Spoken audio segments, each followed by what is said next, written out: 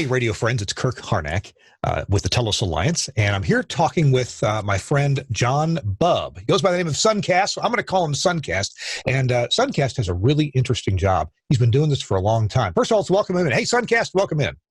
Hey, Kirk, how's it going? I'm doing well. You are a producer of podcasts, but you don't produce podcasts by laying out multi-track editing and picking the good take and editing all that kind of stuff. And you produce live podcasts, which is kind of like live radio and live television shows. Tell us about the things that you produce.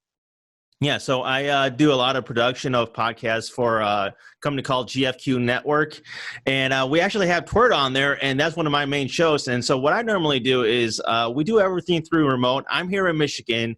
Our studio is all the way back in New York, in the city, basically.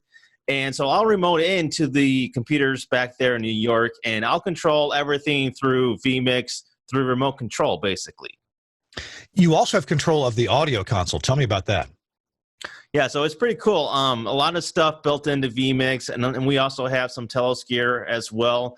And what's great about both vMix and the Telos gear, I believe we have an Axia Radius console, and both of those allow me to control them from both the interface for vMix, but also the web interface for the Axia console.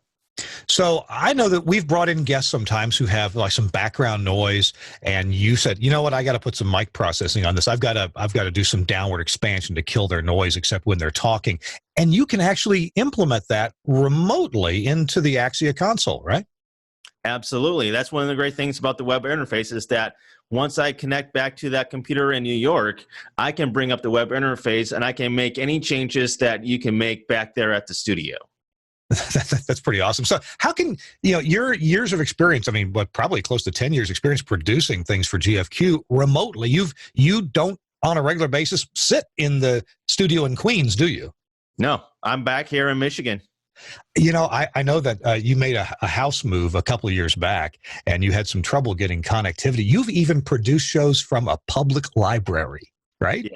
Yeah, unfortunately. I know the bandwidth wasn't great, but that's just amazing. What advice would you give to air talent, disc jockeys, or people who maybe normally run the board at a radio station? What advice would you give to them for working from home when the physical thing is not in front of them?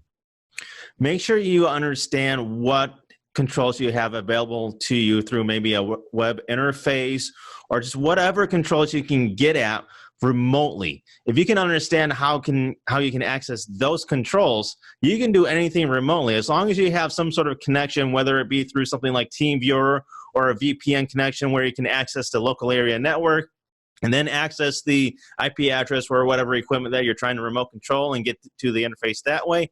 As long as you can get to some sort of interface that has some sort of remote control availability to you, you can actually control that equipment. That is cool. Good advice. And so if you don't have that control or that access, talk to your engineer.